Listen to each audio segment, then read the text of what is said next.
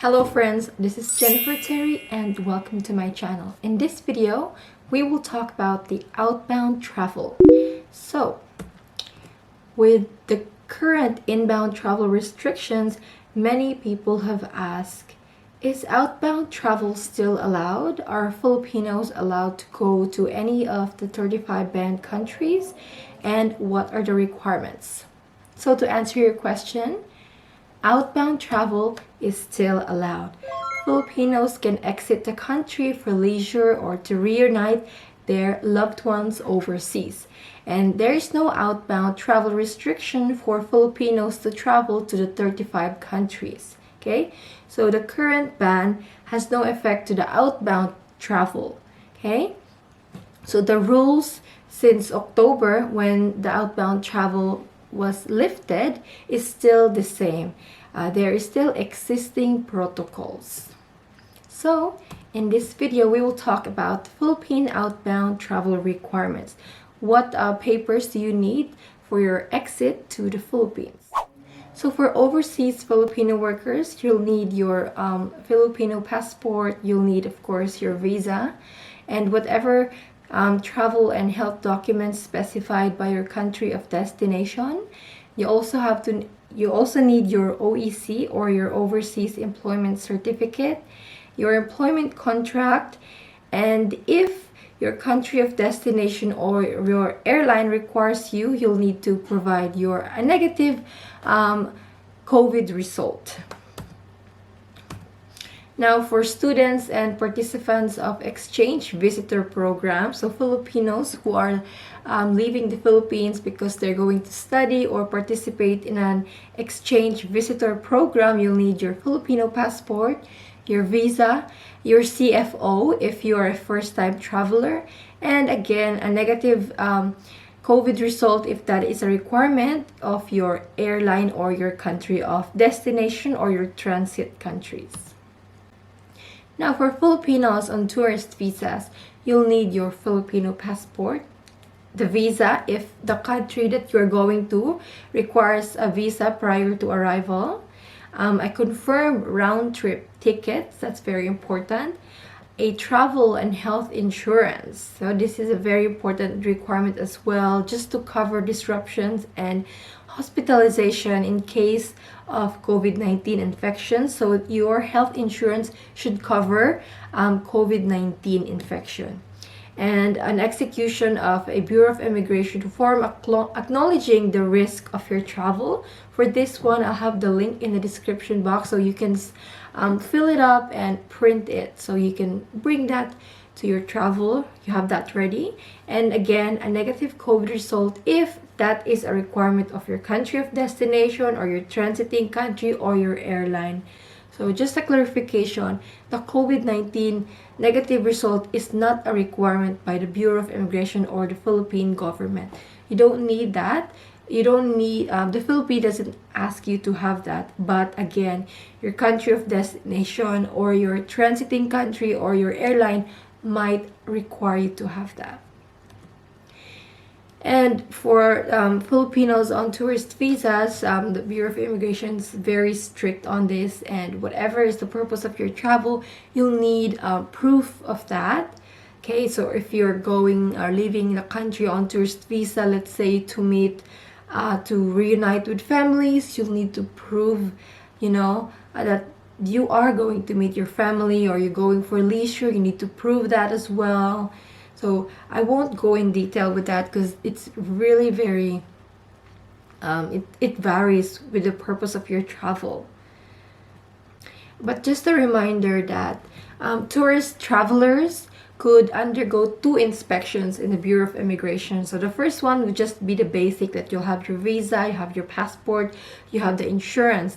But if the Bureau of the immigration officer deems that it is necessary that you undergo the second inspection, then that's the part where you have to prove the purpose of your travel. So this is because, as we know, human trafficking and illegal recruitment is quite bad in the Philippines. So they have to assess you, and based on your age, on your educational attainment, your financial capability to travel, So many things. I won't go in detail with this.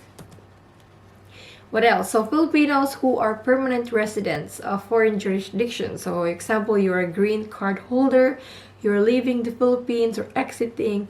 You just need your Filipino passport, of course. It has to be at least 6 months valid. Your valid permanent visa or your permanent resident card. CFO if you're a first-time traveler. And if your airline or your transit country or your country of destination a negative COVID result. So I think USA January 26th. And if ever you need a CFO, if you are a first-time traveler, it's your first time leaving the Philippines using permanent residence or student visa, you'll have to get a CFO. I'll put the link in the description box for that. And for Balikbayans, just your foreign passport and you know what you brought when you came in the country, your old Filipino passport or your birth certificate, just bring that too.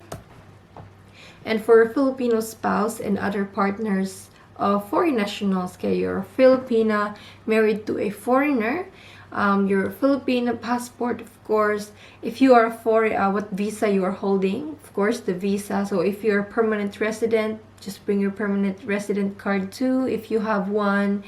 And also you'll need a guidance and counseling certificate, a CFO if you are a first-time traveler, and negative result if that is a requirement by your airline or your country of destination. Now for foreign nationals, you also have requirements. First one is a foreign passport. Of course, your foreign passport, it should be the passport that you use to enter the Philippines. Now, if in case you renewed your passport while you were in the Philippines, just bring the old one. So you bring the new one or the old one. If that, just bring the passport that you used to enter the Philippines. Okay.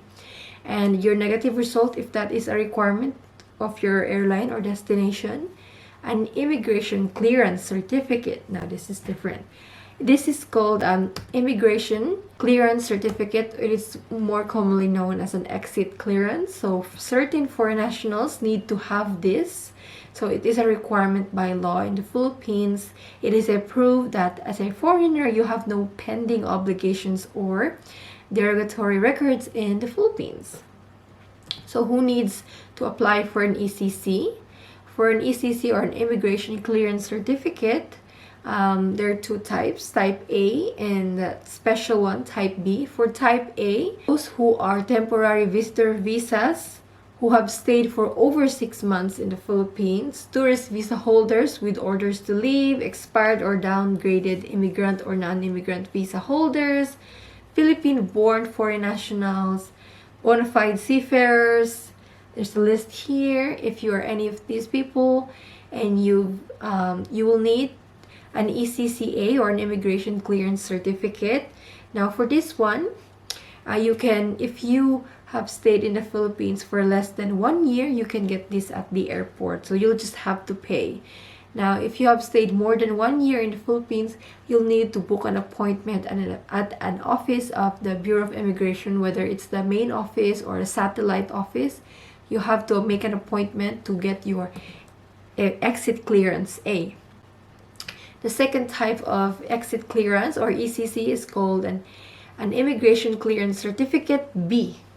Now this one is only for those who are holding valid alien registration certificate cards who are leaving the Philippines temporarily. So this is only for registered aliens in the Philippines. So this ECCB can also be processed at the airport. So you'll just have to pay again. So how much? The ECC could range from 1,200 pesos to 3,000 pesos, and it is only valid for 30 days, and it can only be used once. So I think that's pretty much it. I think we've covered everything. So bring your requirements. If you don't have, especially if you're a tourist visa holder, they're very, very strict. Very strict. You have to prove the purpose of your travel. Not only will you have to provide documents, but you will also have to undergo like an interview where you have to answer questions about your travel. And For nationals, if you have stayed in the Philippines for more than 6 months, if you're holding the tourist visa and the things I've mentioned before, process your ECCA. If you have stayed less than 1 year, then you can process that at the airport. So make sure you arrive in the airport earlier. So you can do those things.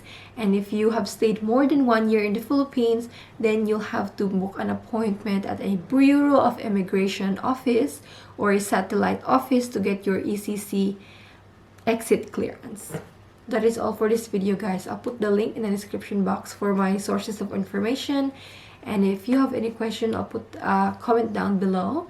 So again, outbound travel for Filipinos, non-essential, essential is allowed. But again, you have to follow the documents or required documents. Thank you so much for watching this video. I'll see you again with another update. Bye.